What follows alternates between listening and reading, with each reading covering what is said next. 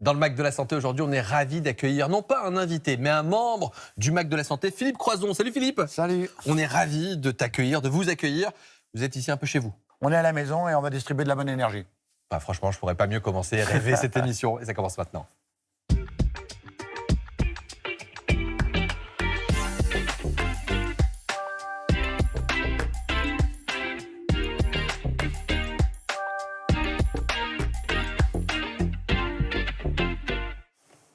Bonjour à tous, bienvenue au MAC de la Santé, ravi de vous accueillir pour une heure d'émission consacrée à votre santé, votre bien-être. On va parler d'alimentation, de santé, de bobos du quotidien et on répond aux questions que vous nous posez et celles que vous recevez. Rime, bonjour. Bonjour Jimmy. Vous répondez aujourd'hui à la question de Lucia à propos de ce qu'on appelle les cataplasmes. Exactement, et je vous ai préparé une petite recette à base d'argile. Je vais la tester. Donnel voulait bien faire l'infirmier pour moi. Je veux bien, ouais, je veux bien. Et puis on va voir, est-ce que les cataplasmes, ça marche ou pas. Donald Jackman, vous avez été relégué de docteur à infirmier. Je dégrade, hein, j'étais parti en remontada, là c'est vraiment la descente pour moi. Non, mais j'aime beaucoup la sauce pistache. Assistant cuisine. S'il y a des glaces, j'aime bien. Oui, non, c'est pas à manger, hein. Ça c'est vraiment, ça se met sur la peau. Sur la peau. Ah d'accord. Bon, rétrograder, en vrai, les infirmiers, on en a besoin, ils sont indispensables. Hein, Mais moi je suis en dessous des infirmiers, je suis Jimmy moi-même. Je suis vraiment... Raphaël Aumont, bonjour. Bonjour. Vous allez non pas nous faire un cataplasme, mais ça ressemble des des fois. tortilles de surimi industrielles. Ouais, ça démarre très très mal et on va décortiquer cette préparation. On va se dire là vraiment on va faire soi-même parce que catastrophique. Donald, vous arrivez de manger ce genre de produit? Honnêtement. Non, mais même moi je suis vraiment un fou, Non, mais mais là là, il y a c'est- trop de sauce. il y a- Ouais, trop de sauce, voilà, c'est vrai. Ne volez pas le travail de Raphaël. Vous voulez voler le mien déjà?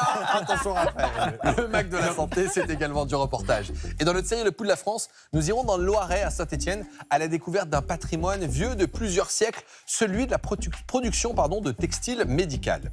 Dans notre dossier du jour, nous allons nous intéresser à un symptôme très fréquent et dont on ne parle pas toujours puisqu'on a honte, on n'ose pas. Oui, la constipation. Sauf qu'il faut en parler puisqu'il y a une définition très claire. À partir de quand parle-t-on de constipation? Quelles en sont les causes les plus fréquentes? Et puis tiens, quand faut-il consulter et comment la traiter? Les explications avec une médecin spécialiste. Mais tout de suite, c'est notre invité du jour.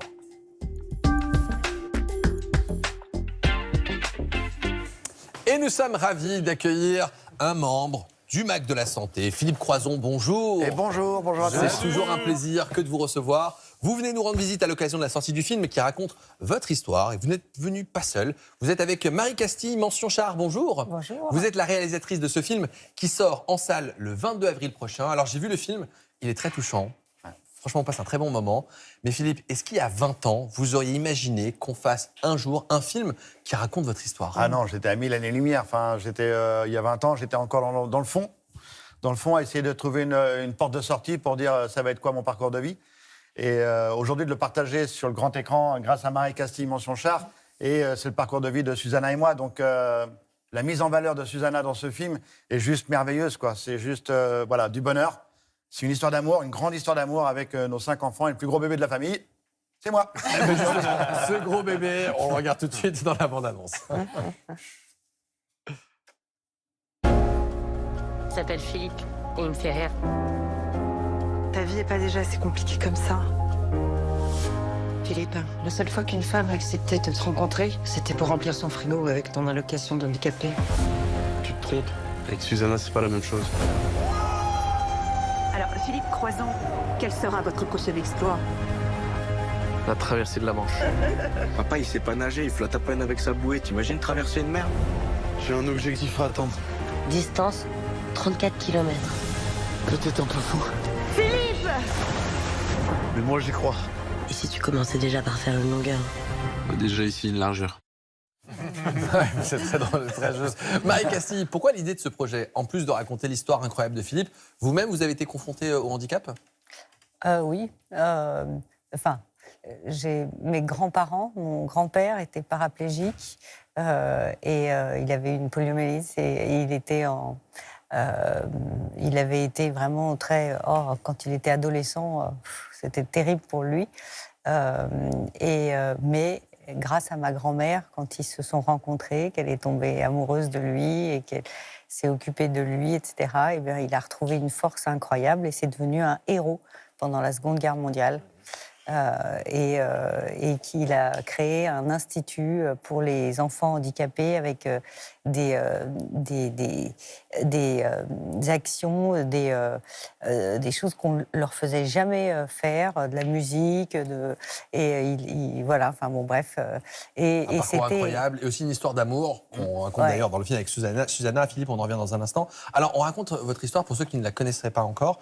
Le 5 mars 1994, alors que vous installez votre antenne de télévision, vous êtes électrocuté par une ligne à 20 000 volts. Ouais. À la suite de la décharge, vous êtes en arrêt cardiaque, vous êtes brûlé sur tout le corps, vous êtes hospitalisé plusieurs mois, 3 mois au centre de Tours.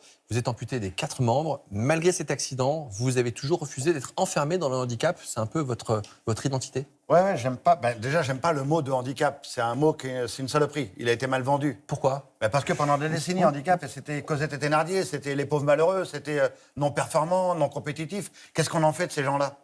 Donc voilà. Et donc moi, je préfère dire aujourd'hui, je suis une personne capable autrement. Je fais la même chose que vous. Avec de la technologie, j'ai ma voiture, je suis autonome, je peux aller au cinéma, j'ai mes toilettes japonais. Enfin, je suis trop bien, quoi. Pas pour ceux qui ne connaissent pas les toilettes japonais, on est plus propre à la santé qu'à l'enfant. On est bien. Donc voilà, aujourd'hui, on peut avoir de l'autonomie. Mais comme je dis, le handicap, c'est pas un luxe, mais ça coûte aussi cher, quoi. C'est très dur aujourd'hui encore. Alors, dans le film, il y a une place toute particulière, même très importante à celle qui partage votre vie. Ouais. C'est Susanna, que vous avez rencontrée après votre accident. Oui. Susanna, c'est vraiment votre pilier. On dit que l'amour donne des ailes. Susanna m'a donné des palmes. Pour réaliser mes rêves, de traverser la Manche, relier les 5 continents à nage, être pilote sur le Dakar, Susanna était toujours là, quoi. Et elle a toujours dit oui. Malgré, comme je l'ai dit tout à l'heure, nos 5 enfants, donc on le voit très bien dans le film, cette énergie qu'elle déploie. Et ce film, c'est aussi rendre un hommage aux aidants. Vous savez, vous l'avez vu dans le film. Il y a la balance, il y a l'aimante, Susanna, et il y a l'aidante, Susanna. Et l'aimante disparaît, c'est l'aidante qui prend le dessus. Jusqu'à temps que l'amour disparaisse et qu'elle se mette en colère et qu'elle revienne et dit non mais c'est pas possible, faut remettre de l'amour là-dedans. On voit la photo derrière vous avec nos 5 enfants, enfin. Et voilà, et Marie Castille a mené une enquête auprès des enfants et ainsi de suite. Et on le voit dans le film, il y a une soirée gros mots. Ça, c'était vraiment pour détendre l'atmosphère. Quand tous les gosses étaient autour de la table, je voyais qu'il y avait un peu de tension. Je dis, allez, 5 minutes de gros mots. Et là, Susanna et moi, on s'en prenait plein la tronche pendant 5 minutes. C'était un truc de fou. Et après, je dis, stop, c'est fini. Et la plus petite, elle pouvait jamais s'arrêter. Donc, je dis, t'es puni. Alors, très rapidement après votre accident, vous lancez un premier défi totalement fou, disons-le. Traverser la Manche à la nage. On résume la situation. Vous êtes quadri-amputé, vous avez 40 ans et vous savez à peine nager. Et je suis gras comme un lardon. 25 kilos de plus qu'aujourd'hui. Et je sais pas nager. C'était quoi le projet ? Il a très bien fait dans le film. Je réunis une équipe. J'appelle Arnaud Chassery, Jacques Tuzet, 2 nageurs longue distance français qui ont réussi la Manche, l'ancien kiné de l'équipe de France de football 98, championne du monde. Il intègre l'équipe, le cardiologue, ainsi de suite. Et je réunis tout le monde à Châtellerault, au bassin de 25 mètres, 4 mètres de profondeur. Ils mettent ces 2 grosses prothèses monstrueuses que mon prothésiste avait fabriquées au début, 3 kilos par jambe. Il m'a fabriqué 2 enclumes. Et quand il me lâche, je vais pas dans le bon sens. Je coule. Ouais, merde. On le voit dans le film, ils vont me chercher au fond. Là, c'est Marie Castille a fait que ce soit Susanna qui vienne me chercher au fond. Et il me remonte à la surface. Et là, on part pour 2 ans d'entraînement intense. Entraînement très intense. Le 18 septembre 2010, vous accomplissez cet exploit, 13h26 minutes. Après cette traversée, c'est pas fini. En 2012, vous reliez les 5 continents à la nage. Ça suffit pas. En 2013, vous battez le record pour une personne amputée des 4 membres en plongeant 34,5 mètres de profondeur. Ouais. En fait, vous arrêtez jamais. Ouais, c'est toujours. On n'en a qu'une, donc je préfère en profiter. Et vu que je suis comme les chats, j'ai plusieurs vies, mais par contre, j'ai oublié de compter, donc je ne sais pas. Il m'en reste, mais j'avance, quoi. J'avance, je suis mort le 5 mars 94. Tout ce que je vis aujourd'hui, c'est du plus, c'est du bonus. Donc je ne me pose pas la question, est-ce que je peux ? Malheureusement, dans notre société, trop de gens qui ont des idées, des rêves, des envies, ils vont dire, est-ce que je peux ? Qu'est-ce que je risque ? C'est fini. C'est ces gens-là qui vont dire après, à la fin, merde, si j'avais su. Moi, j'ai plus envie de dire cette phrase-là. J'avance. Et vous avancez très vite, même en voiture. 2017, premier pilote quadri-amputé à boucler le rallye du Dakar. On vous avait filmé d'ailleurs à l'époque. Ouais. On voit sur ces images. Ça vous fait quoi de vous revoir à cette J'étais époque ? beau, j'étais jeune. c'est déjà un gros truc. Mais une grosse équipe, encore une fois. Partir de zéro, pas 1 euro en poche. Et monter une équipe et dire voilà l'objectif et on va y arriver. Et on construit une voiture avec des ingénieurs, sans volant, sans pédale, avec un joystick, avec accélération, freinage, direction. C'est comme un jeu vidéo, sauf que je n'avais pas le droit d'écraser les gens. C'est presque pareil. Mais sinon... Et d'ailleurs, il y a une photo, on vous voit justement avec Susanna, et on la voit avec une bague. Ouais. Et c'est à ce moment-là que vous l'avez demandé en mariage ou... Exactement, dans le film, c'est après la traversée de la Manche. Ça, c'est le côté romance de Marie Castille. Et là, sur le Dakar, parce que j'ai eu très très peur, je l'ai perdu pendant 3 jours. Parce que nous, il y a eu un éboulement, il y a eu un truc très très grave sur le Dakar. Et elle est passée avec le camping-car par où on est passé avec les voitures de course. Parce que moi, j'ai mis en 3 heures, elle a mis 14 heures. Donc, on l'avait un peu perdu. Et quand je l'ai retrouvée, voilà, j'ai dit à toute l'équipe, trouvez-moi une bague, trouvez-moi une boîte. Et c'était la nuit. Ils ont trouvé une boîte, ils ont tapé dans les appartements, partout dans les hôtels, dans les HLM autour. Ils ont trouvé une boîte, mais il n'y a pas de bague. Ah mince. Et j'ai demandé au cadreur qui était là, je lui ai dit, donne-moi ta bague, on l'a mis dedans. C'est pas vrai. Et je suis là, quand elle a ouvert la boîte, ça fait comme ça. Si elle ouvre la boîte, elle dit, waouh, mais oui, chérie. Mais elle dit, elle est à qui la bague? J'ai dit, elle est au monsieur là-bas. Elle me regarde, elle dit, bah, au revoir alors.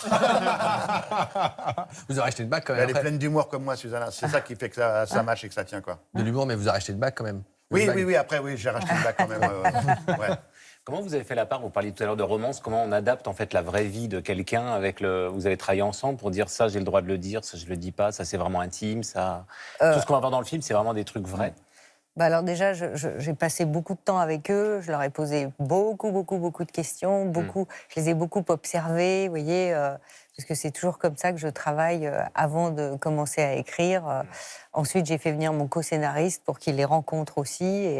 Parce que justement, dans le film, on découvre un trait de personnalité qu'on ne connaît pas forcément, parce que vous êtes jovial, de bonne humeur, vous êtes un soleil en vrai. Et dans le film, il y a un trait de personnalité où on apprend que vous êtes un peu bougon, un peu ronchon. C'est vrai, c'est possible ça, Philippe Poisson? Oui, parce qu'ils ne m'appellent pas ronchon, les enfants. Donc. Non, parce que c'est vrai que Marie Castille a très bien compris quand elle est venue vivre à la maison. Parce qu'elle est venue vivre à la maison.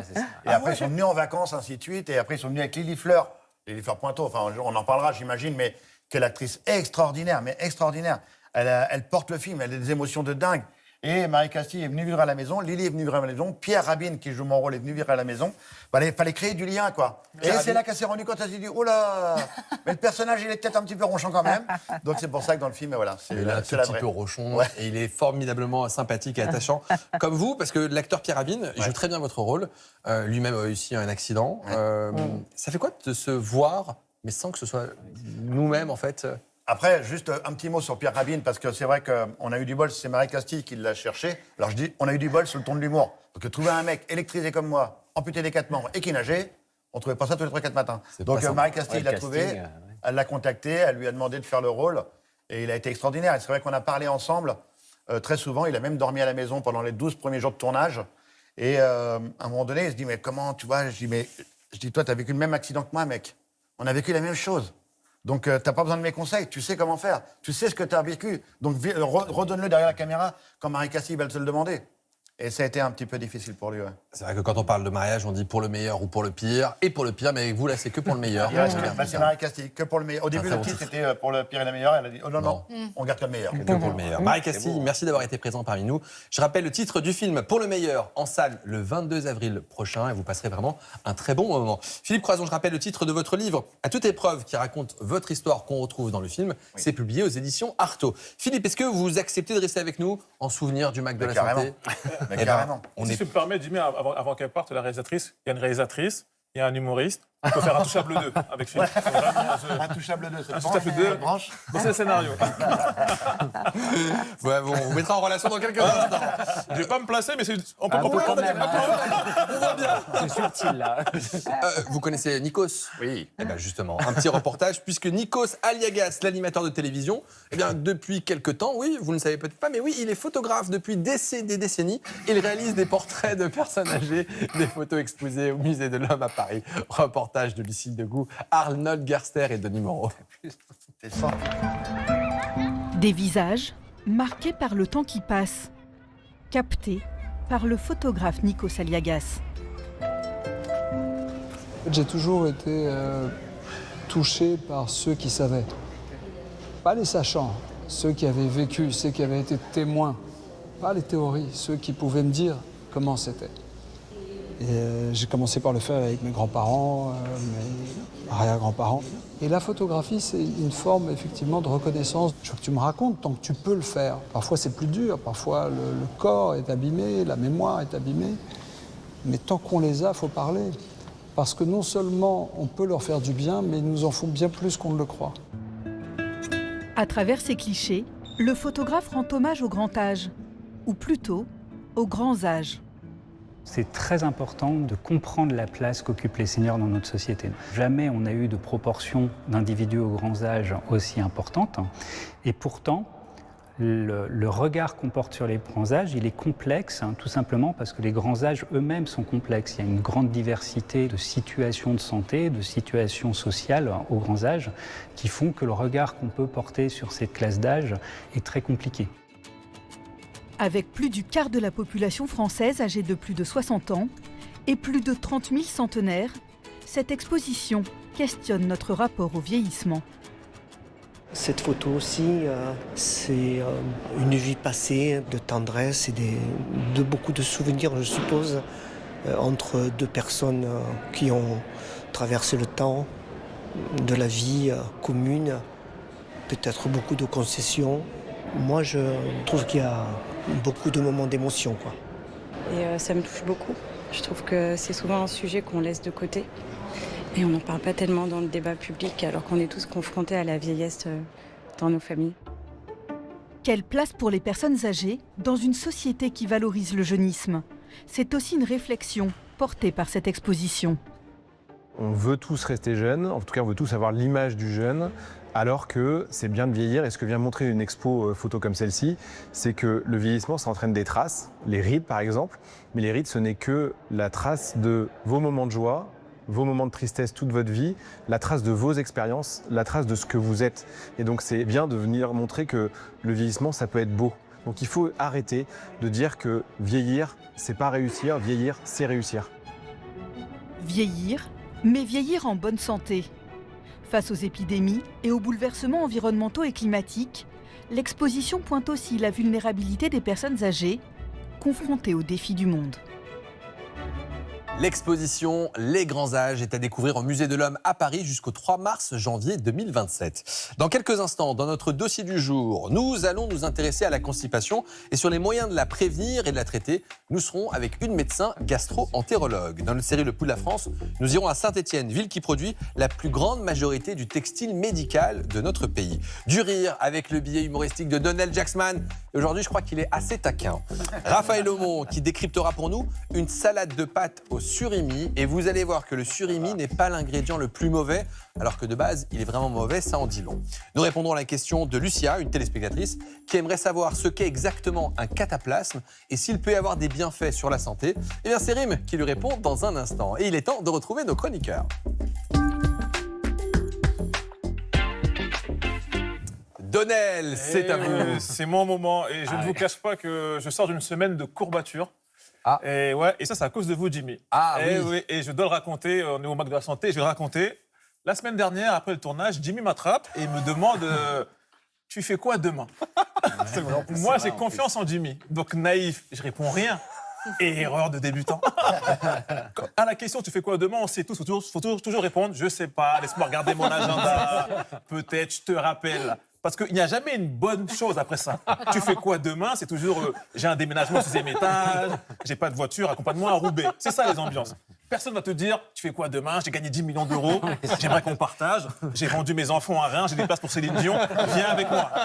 Personne te dit ça. Donc moi, je dis à Jimmy, OK. Et Jimmy, il me dit, rendez-vous demain, tel endroit, mais je ne peux pas te dire, il y aura qui, ni combien on sera, mais on va prendre du plaisir. Moi, je me dis, super, il a dû choisir une sortie escape game dans un club libertin. On va s'amuser. On va jouer au docteur en grandeur nature. J'arrive là-bas, je vois un ring, je vois des gants de boxe, je vois Jimmy habillé en boxeur, en short. Tu sais, quand il est nu-pied, Jimmy. On dit les nu-pieds égyptiens. Je l'ai vu. C'est des péniches, c'est des bateaux-mouches, ses pieds. Jimmy, il est là. Et il y a qui? Il y a l'humoriste Az. Az, il est avec nous dans sa tête. Az, c'est Rocky Balboa. On le regarde, c'est Chef Mami. Ça fait qu'il y a Jimmy, moi, Az. Tu rajoutes du thé, c'est une chicha, le bordel. Et donc, on est là, on vient pour faire du sport. Il y a le champion, multi-champion du monde, Cyril Benzaken, qui est là. Donc, comme toi. Ouh. Regardez, on a une vidéo de ce moment, regardez. Donc là, on fait des petits passings, on se marre beaucoup, parce qu'on est tous nuls, en fait. Nous, on était venus pour rigoler, on est tous nuls dans ce truc. Donc, Cyril Benzaken, regardez Jimmy, regardez. Ah ouais. Il a l'habitude, Jimmy.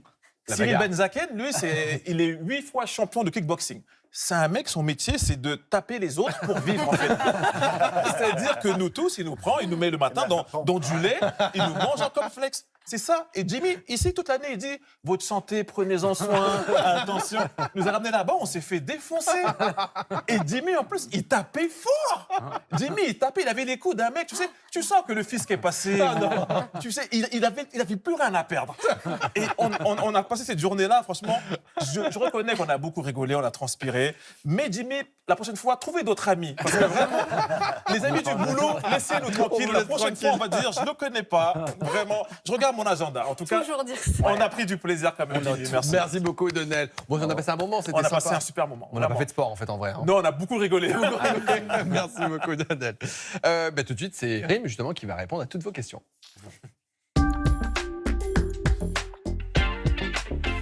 Si je vous prépare un petit traquenard aussi, peut-être. Alors, c'est Lucia qui nous a dit qu'est-ce qu'un cataplasme exactement. Je suis curieuse de toutes ces anciennes méthodes qui peuvent nous aider. Du coup, j'ai regardé la définition de ce qu'est un cataplasme et voici ce qu'on peut lire. C'est une préparation pâteuse étalée entre deux linges et appliquée sur la peau pour soulager une inflammation. Donc, c'est assez large et on peut aussi appeler ça des synapsismes. Et c'est vrai, comme le disait Lucia, ça remonte à il y a très, très longtemps. C'est un remède ancien puisque les premières traces remonteraient à plus de 4000 ans. On le trouve dans l'Égypte ancienne, dans la Grèce antique, dans les écrits d'Hippocrate et aussi chez les Romains. Et alors, plus proche de nous, je ne sais pas, est-ce que dans vos familles, vos grands-mères peut-être en utilisaient ? Philippe oui, carrément, le fameux cataplasme quand on est enrhumé et ainsi de suite. C'est vrai. Avec le miel et tout. Donel ? Nous, pour chasser les esprits, c'est un truc de sorcier. Oui. Pas loin. Parce que ce cataplasme, on peut le faire avec plein d'ingrédients.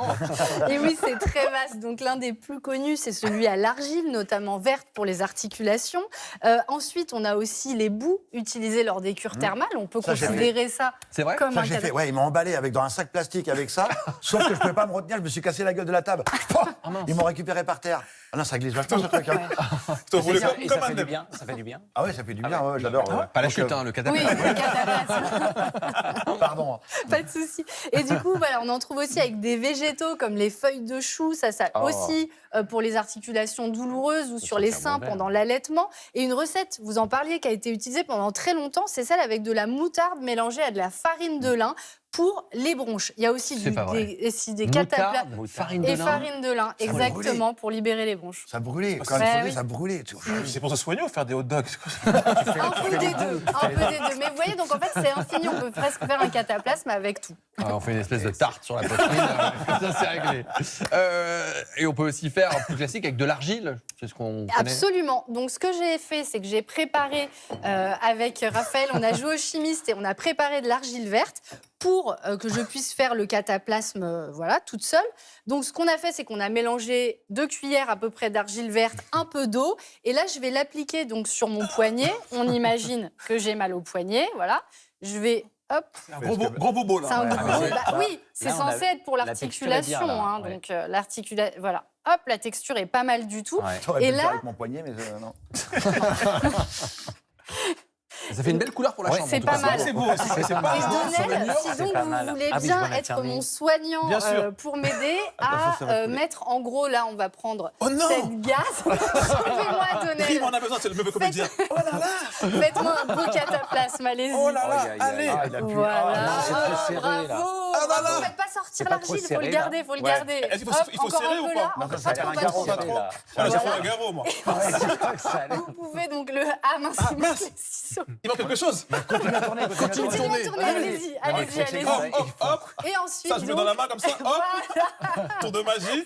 Et l'idée ensuite, c'est de le coller. Oh, bravo, Donel. Merci. Plus fort que le docteur Mamour. Plus beau aussi. Sympa. Il est toujours sympa avec moi, Donel. Donc, ah oui, voilà. Il est là quand même. Raphaël est sympa avec moi aussi, et pourtant... C'est bon. Voilà, donc là, dans l'idée, je le garde 1 heure ou 2, et l'effet de l'argile va faire son effet. Très bien, je reste sur le compliment que vous avez fait à Donel, mais alors, ça va faire son effet, mais est-ce que ça marche? J'ai dit de se créer en télé à un moment. Oui, effectivement. Alors, est-ce qu'il y a des preuves d'efficacité scientifique? Alors, donc, j'ai demandé au docteur Aline Mercant, qui est médecin et spécialiste des plantes. Elle m'expliquait qu'il n'y a pas d'études à grande échelle, de grosses preuves scientifiques sur la plupart des cataplasmes. On est surtout dans un usage traditionnel. Et par contre, les patients, eux, souvent disent que ça les soulage. Ce qui peut aussi soulager dans le cataplasme, c'est la chaleur, puisque souvent on utilise aussi de l'eau tiède pour le mélange. Et donc ça peut soulager certaines douleurs. Et au pire, si ça marche pas, est-ce qu'on risque quelque chose? Alors, c'est pas très dangereux. Il peut y avoir simplement, si on utilise de l'eau trop chaude, un petit risque de brûlure. Vous disiez les irritations éventuellement avec la moutarde ou encore le piment, on fait attention. On peut être allergique à certaines plantes, donc voilà, c'est important de le savoir. Et bien sûr, ça ne remplace jamais les traitements ou les médicaments. Donc pourquoi pas essayer tant qu'on garde ces traitements classiques. Eh bien, merci de toutes ces explications. Et tout de suite, on prend le pouls de la France, direction la Loire.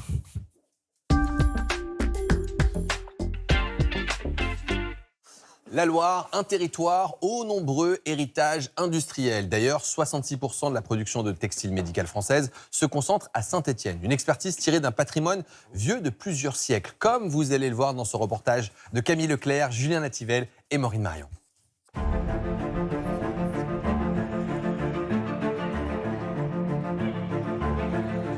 Ville minière, territoire ouvrier, Saint-Étienne regorge de trésors industriels. Le tissage est l'un de ses héritages, avec derrière les machines, encore aujourd'hui, des doigts d'or. Au travail, il faut être minutieux. Je fais ça depuis 25 ans. Stéphanie et Valérie sont les gardiennes d'un savoir-faire transmis de génération en génération. J'ai ma maman qui était tisseuse. Je suis fière de mon travail, de mon métier. L'entreprise qui les emploie a plus de 100 ans. Dans cet atelier, on tisse du textile médical, du textile qui soigne. Nous avons des bandes que vous voyez ici, qui sont fabriquées ici pour la cicatrisation et la prise en charge de l'ulcère, parce que justement, elle va apporter cette élasticité qui va permettre d'oxygéner les tissus. Une invention née il y a 70 ans, à l'origine du principe de compression. Technologie aussi utilisée dans des chaussettes pour traiter l'insuffisance veineuse, des orthèses ou des ceintures lombaires. Le principe actif du textile médical, c'est justement la pression qui est exercée. Et la bonne pression est importante pour justement apporter l'effet thérapeutique. Ce coin de la France rassemble les leaders mondiaux du textile médical. Une expertise qu'ils tirent d'un patrimoine vieux de plusieurs siècles, la rubannerie. C'est à la Renaissance que cette aventure commence. C'est un ruban qui, à l'origine, au XVIe siècle, est uni. Donc je vous montre ici un ruban contemporain rose en satin. Il est en général en coton ou en soie et il sert à plein d'usages. Ça peut être l'ornement du vêtement ou tout simplement retenir les dessous, les jarretières, etc. L'âge d'or du ruban, c'est le 19e siècle. Il s'invite sur toutes les tenues bourgeoises. Anglais, américains, le monde entier s'arrache ce petit bout de tissu stéphanois. Plus de 20 000 personnes vivent de cette industrie. Puis la mode évolue. Et dès la Première Guerre mondiale, les priorités changent. On se met à avoir besoin d'une bande élastique pour tenir les balles des mitrailleuses. Et ce ruban élastique de balles de mitrailleuses qui sert à tuer, eh bien, à la fin de la guerre, on va l'utiliser pour soigner. Et ça va devenir en fait les bandes de contention, etc. pour les gueules cassées. C'est une bande lambda, une sorte de bande blanche toute simple, mais qui a des propriétés élastiques, ce que n'avaient pas les bandes auparavant. Avec cette bande élastique, adieu le ruban de mode. Dès les années 50, certains rubaniers se reconvertissent et misent tout sur la santé. En témoignent ces publicités de l'époque. Tullemal, il produisait des bandes élastiques un peu larges pour faire des ceintures qui permettent d'avoir, regardez, les reins au chaud. Le savoir-faire des rubaniers permet même de reproduire des éléments du corps humain, comme cette invention des années 2000. C'est une aorte artificielle. On va à l'intérieur du corps. On ne se limite pas à la contention. Participer au progrès de la médecine, c'est encore aujourd'hui l'ambition des fabricants de textiles médical. À l'ère de l'homme augmenté, eux aussi veulent proposer des dispositifs à la pointe de la technologie. Bon, allez, tu essayes d'avancer jusqu'au bout là-bas, d'accord? Comme cette orthèse connectée que teste David, atteint d'une sclérose en plaques. C'est bien, tu es bien équilibré là. Hein. Sans cette orthèse, j'aurais une démarche beaucoup plus chaotique. J'aurais le pied qui traîne et avec des risques de chute. Ça peut certainement m'aider dans, je dirais, les challenges un petit peu sportifs ou les marches un petit peu longues sur le quotidien. Toujours en phase d'expérimentation, ce dispositif médical a été imaginé ici à Saint-Étienne, avec l'aide des soignants de l'hôpital. Ça fait une quarantaine d'années, pour tout vous dire, qu'on travaille avec les industriels locaux du textile, et pour lesquels on fait des études cliniques. Voilà, sur différents dispositifs, du genou, de la cheville, du rachis, bien sûr, beaucoup. Grâce aux rubanneries d'autrefois, Saint-Étienne est aujourd'hui un lieu d'innovation. La ville accueille plus de 60% des entreprises françaises du textile médical.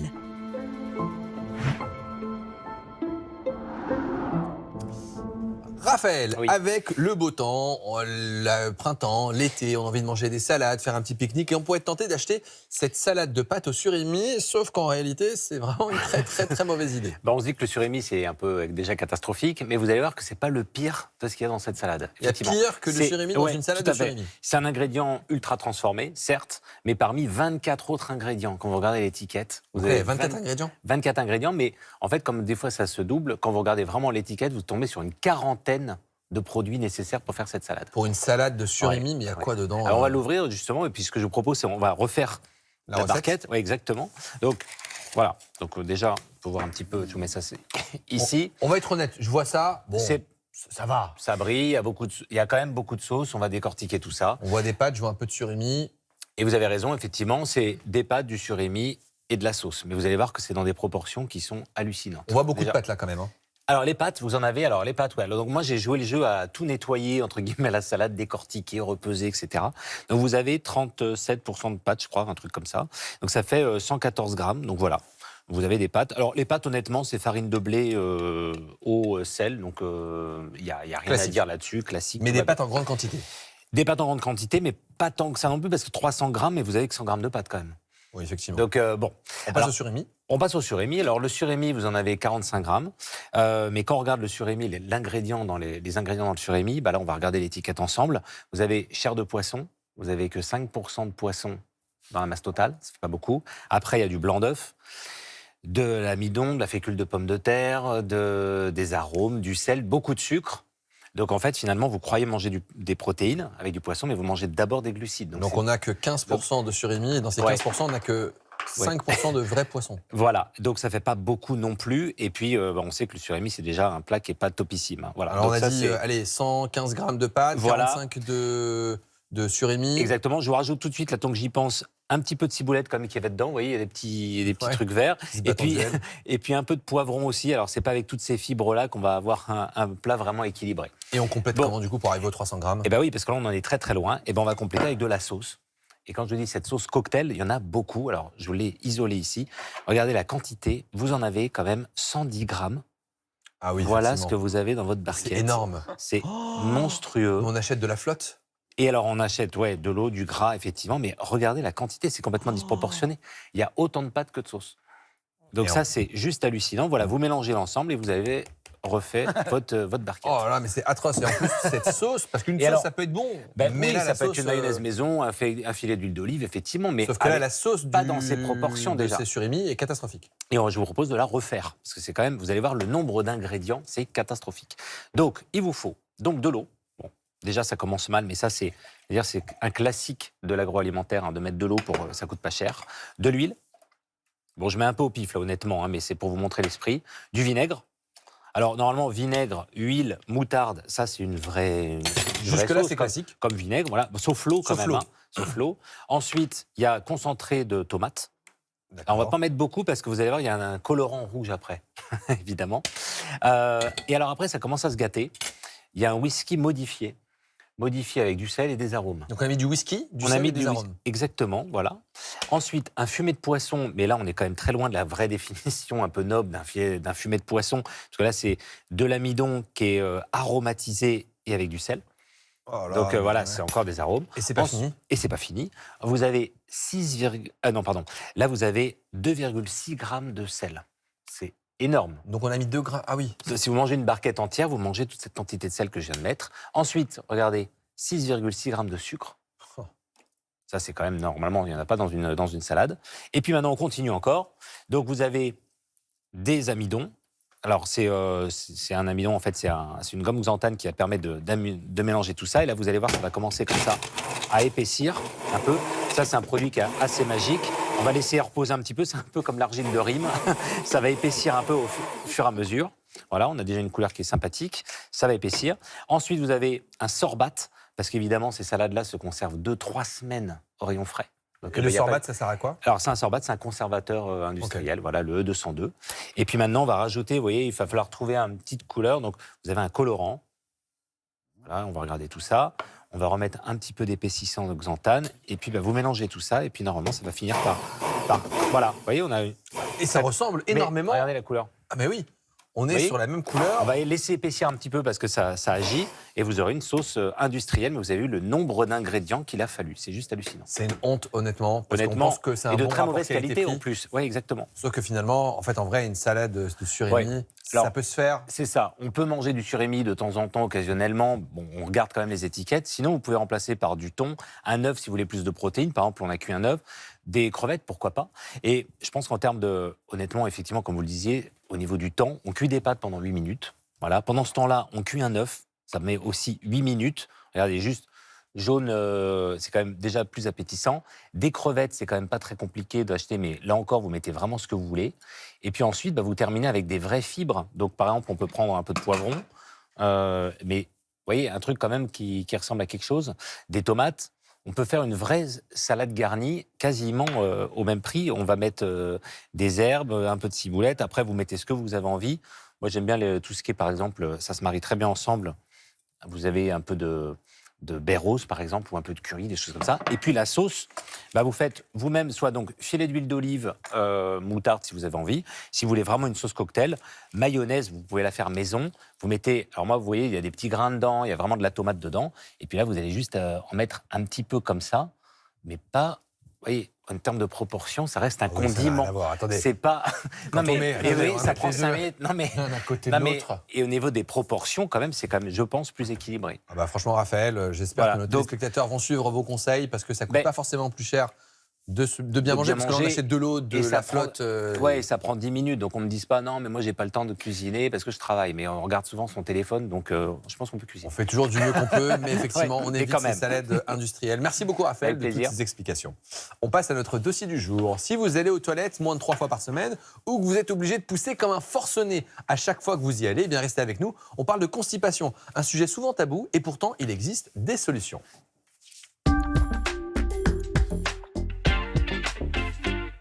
Et nous sommes ravis d'accueillir le docteur Déborah Roland, médecin gastro-entérologue à l'hôpital Saint-Joseph. Marine Annelongue, bonjour. Bonjour. Merci d'avoir accepté notre invitation. Merci à vous. Les chiffres sont assez importants. 10 à 20% des adultes sont concernés par la constipation chronique. Alors, petit tour de table pour savoir qui est constipé. Non, on va pas le savais. Non, mais c'est plutôt fréquent en fait. C'est hyper tabou, mais c'est très banal. Complètement. Et là, ce sont les chiffres pour les personnes qui ont plutôt 30 ans. Mais si vous passez au-delà de 60 ans, c'est plutôt une personne sur 3. Et notamment chez les personnes institutionnalisées, donc qui vivent en EHPAD ou autres. Pourquoi est-ce qu'on est plus constipé en vieillissant? Vous avez dit une personne sur 3 passé 60 ans et un peu moins à 30 ans. Alors, il y a beaucoup de facteurs. Souvent, on bouge un petit peu moins. On a des facteurs hormonaux qui peuvent également jouer sur le transit. Ah bon? La ménopause peut jouer sur le transit? Ça peut. D'ailleurs, les femmes, on le sait bien, parce que pendant les périodes de menstruation, on n'a pas forcément le même transit avant, pendant et après.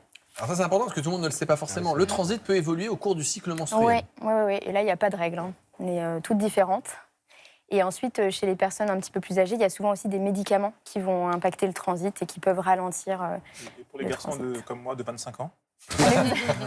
Vous avez tout à fait le droit d'être constipé, surtout si vous mangez que des protéines pour aller faire de la boxe avec Jimmy. Alors, la boxe, c'est vite dit. Vous verrez la vidéo dans quelques temps. Monique nous demande à partir de combien de jours, de temps, sans aller à la selle, on parle de constipation? Alors, la définition de l'OMS, c'est ce que vous avez dit, c'est moins de 3 selles par semaine. Sincèrement, c'est une définition qui est très réductrice. Je l'aime pas du tout. Il y a des personnes qui vont aller à la selle 2 fois par semaine parce que leur environnement fait que c'est 2 fois l'occasion dans la semaine, mais qui ne se sentent pas constipés, qui n'ont pas de douleur au ventre, qui n'ont pas de problème au moment de la défécation. Et à l'inverse, il y a des personnes qui vont aller aux toilettes tous les jours, mais au moment d'être sur le trône, ça ne veut pas sortir. Donc ça, c'est une autre forme de constipation. C'est ce qu'on appelle, nous, la constipation terminale, puisque ça se passe à la fin, au dernier moment. Et le terme médical, c'est dyschésie, mais c'est tout aussi important. Et bien justement, vous expliquez la différence entre ces deux types de constipation. Parce que, comme vous l'avez dit, on peut aller à la selle soit 2 fois par semaine, 3 fois par semaine, parce que le transit est un peu lent. On peut parler dans ces cas-là de constipation haute. Dans ces cas-là, les symptômes ne seront pas les mêmes que la constipation basse, puisque dans la constipation haute, les selles sont bloquées un peu vers le haut, alors que basse, c'est simple, vous avez envie d'aller aux toilettes, vous y allez, vous poussez, et ça ne sort pas. Pourquoi ? Parce que les selles sont coincées un peu plus bas, au niveau du côlon gauche, ou encore du rectum. Dans ces cas-là, quand on sent que on a envie d'y aller, qu'on n'y arrive pas, au bout de combien de temps il faut se lever des toilettes et faire autre chose ?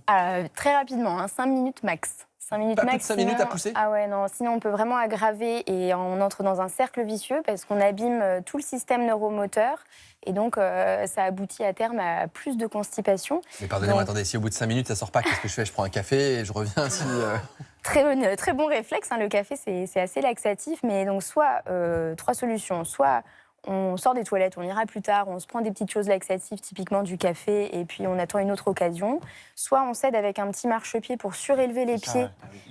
Pour mettre les jambes un peu plus haut. Exactement. L'idée, c'est d'avoir les genoux un petit peu au-dessus du nombril. C'est ça que je donne comme repère aux patients, parce que ça ouvre l'angle anorectal. Je vois qu'il y a des jolis dessins, c'est magnifique.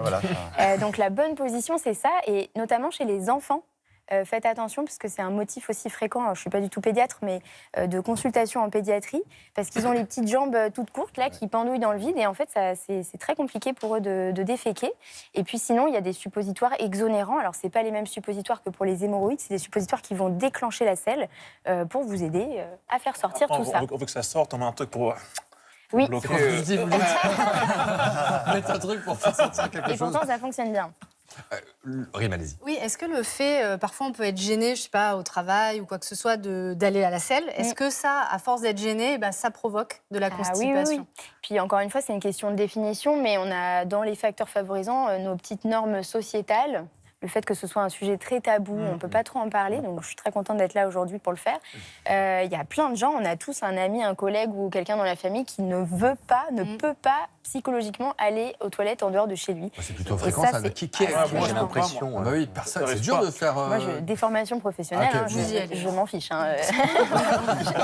J'y vais, j'avais envie, moi. Je sais pas, Philippe, vous êtes souvent en déplacement ? Oui, tout le temps. Lui, je suis partout.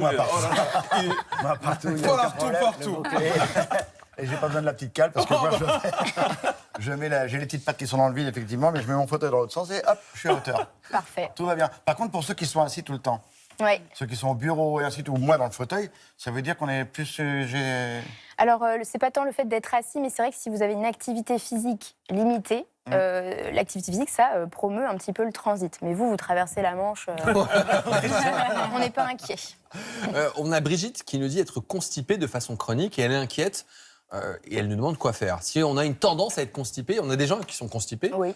Et ils le seront toute leur vie, en fait, globalement ? Possiblement, mais encore une fois, ça peut aller dans un sens comme dans l'autre avec les changements hormonaux, le changement de mode de vie. À l'inverse, il y a des personnes parfois qui, une fois à la retraite, se mettent à faire plein de choses, à manger mieux, etc.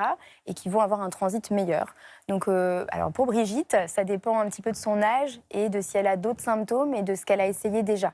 À partir de 45-50 ans, c'est vrai qu'on aime bien voir au moins une fois les patients pour discuter de l'indication de faire des explorations ou pas. S'il y a d'autres symptômes associés, des saignements, une perte de poids inexpliquée, des choses un peu inquiétantes, il ne faut pas hésiter à poser la question au moins au généraliste.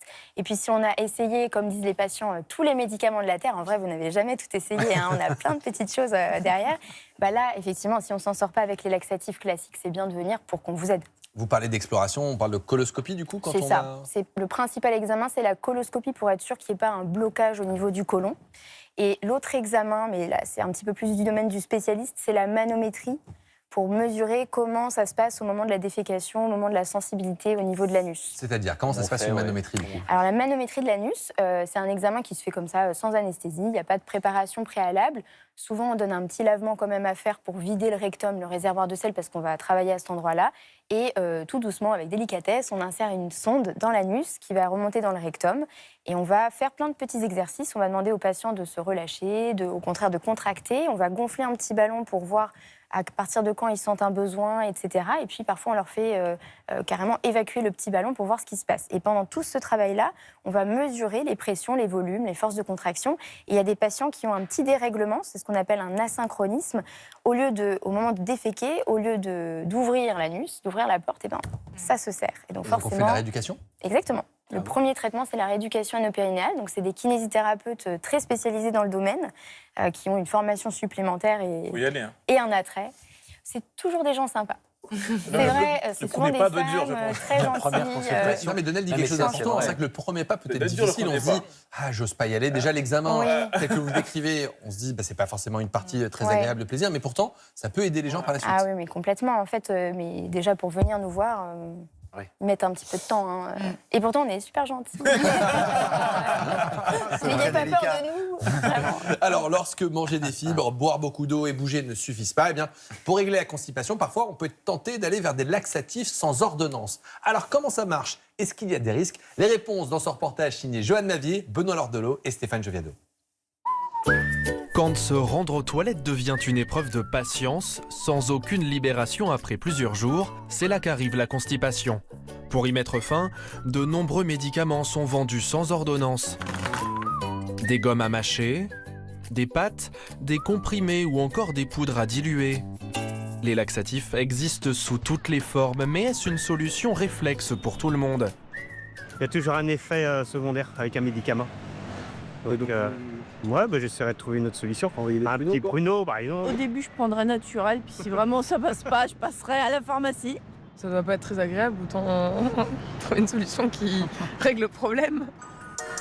En pharmacie, ces médicaments sont très demandés car la constipation concernerait jusqu'à 1 personne sur 5, pour des raisons souvent très différentes.